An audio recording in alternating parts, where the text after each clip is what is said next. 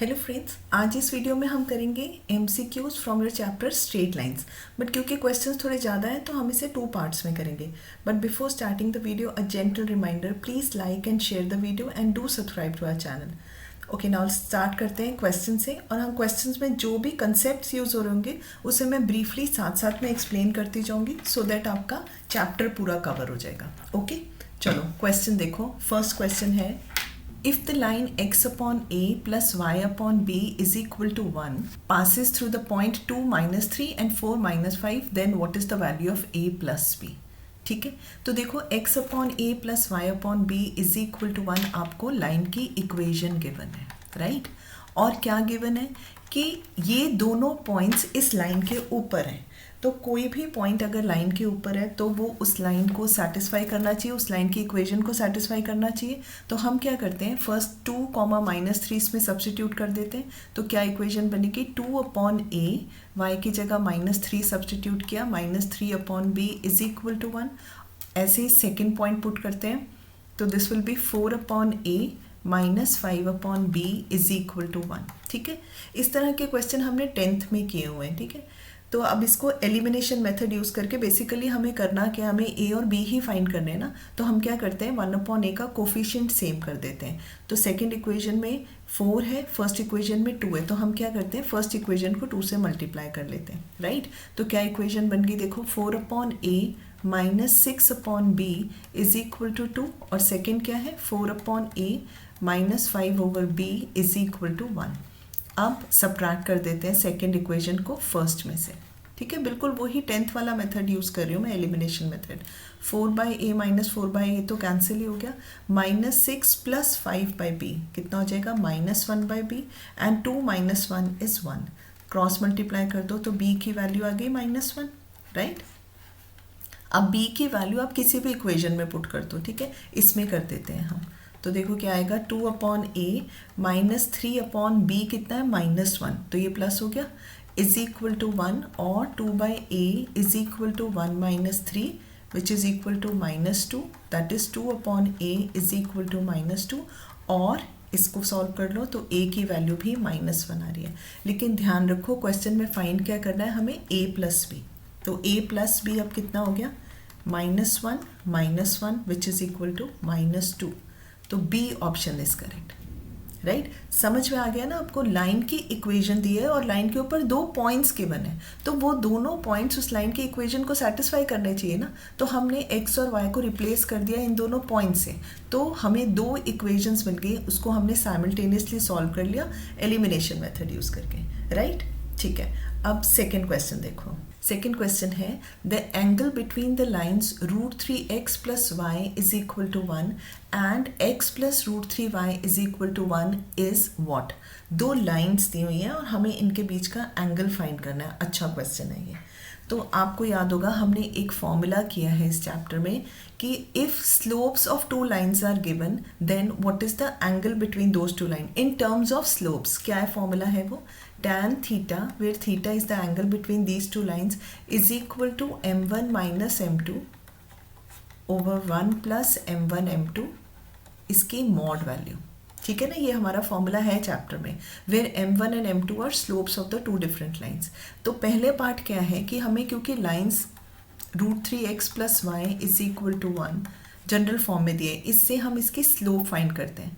अब यहाँ पे एक पॉइंट आता है, कैसे कन्वर्ट कर सकते हैं इसको, हम इस गिवन इक्वेशन को स्लोप इंटरसेप्ट फॉर्म में कन्वर्ट करते हैं। कैसे, देखो y को लेफ्ट में रहने दो, इक्वेशन बन गई y is equal to 1 - √3x, right?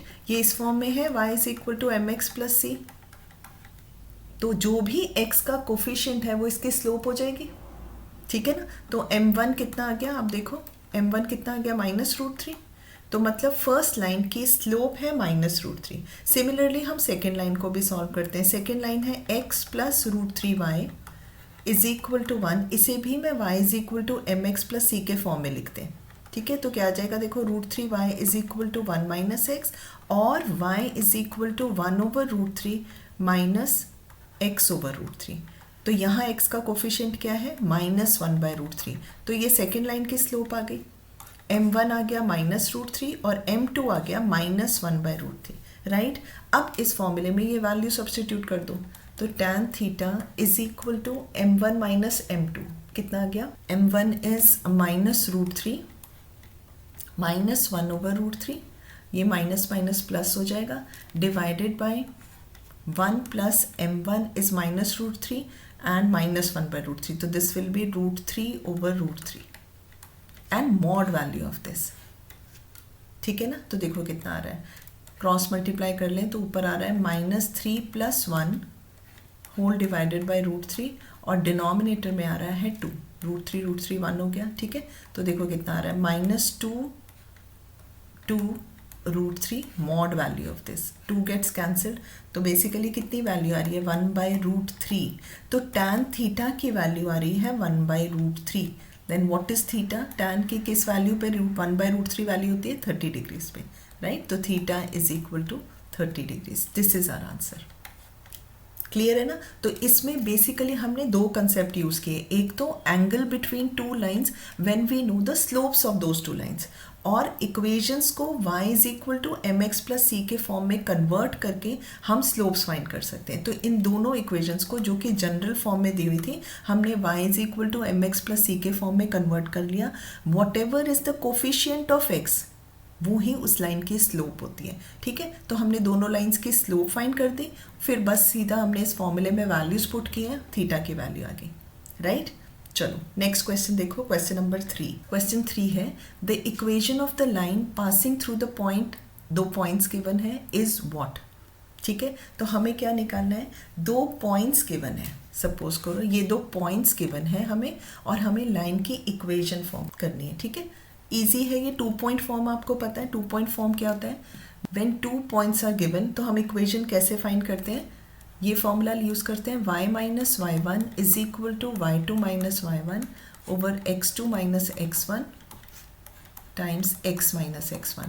y2 minus y1 upon x2 minus x1 क्या होता है, it is the slope of the line, ठीक है ना। अब हमें पॉइंट्स क्या दिए हुए हैं, x1 y1 हम ले लेते हैं -1 1 को, और x2 y2 आप ले लो 2, -4 को, राइट। तो मैं पहले स्लोप निकाल लेती हूँ। स्लोप क्या है, y2 minus y1 that is -4 -1 upon x2 minus x1। x2 minus x1 हो गया 2 माइनस x1 क्या है -1, तो दिस इज -5/3। ये लाइन की स्लोप आ गई। अब ये वैल्यू यूज करते हैं, इसमें सब्स्टिट्यूट करते हैं, y माइनस y1 क्या है 1 is equal to y2 minus y1 over x2 minus x1, मैंने ये ऐसे पहले ही निकाल लिया, स्लोप है ये -5/3 times x minus x1, x minus x1 क्या है -1, तो it will be x plus 1। बस इसे सॉल्व कर लो, क्रॉस मल्टीप्लाई किया, 3y minus 3 is equal to -5x minus 5, right. Left side में शिफ्ट करते हैं x को, तो this will be 3y plus 5x is equal to 3 right में आके पॉजिटिव हो गया, तो दिस इज -2। तो this is our equation, 3y plus 5x, और 5x plus 3y is -2, 5x plus 3y is -2। In fact इनमें से कोई भी इक्वेशन ये नहीं है ना, तो नन ऑफ दीज आ जाएगा, ठीक है।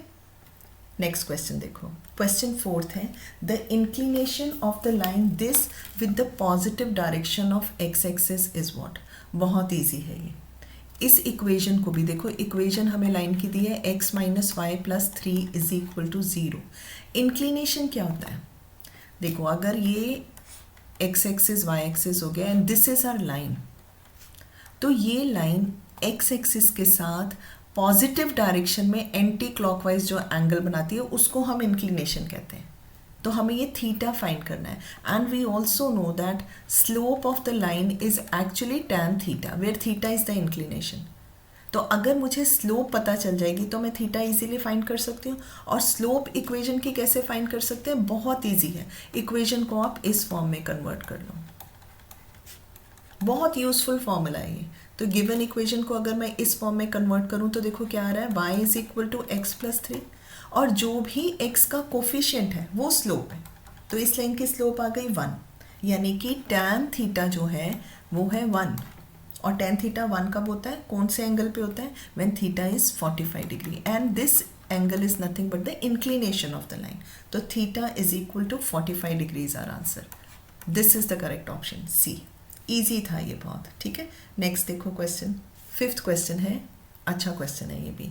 The two lines a x plus b y is equal to c and a one x plus b one y is equal to c one are perpendicular if कुछ conditions given है. तो यहाँ पे हम क्या कंसेप्ट यूज़ करने वाले हैं कि टू लाइन्स आर परपेंडिकुलर. तो हमें पता है अगर दो लाइन्स परपेंडिकुलर होते हैं तो उनके स्लोप्स में एक रिलेशन होता है. Isn't it? स्लोप्स का क्या रिलेशन होता है?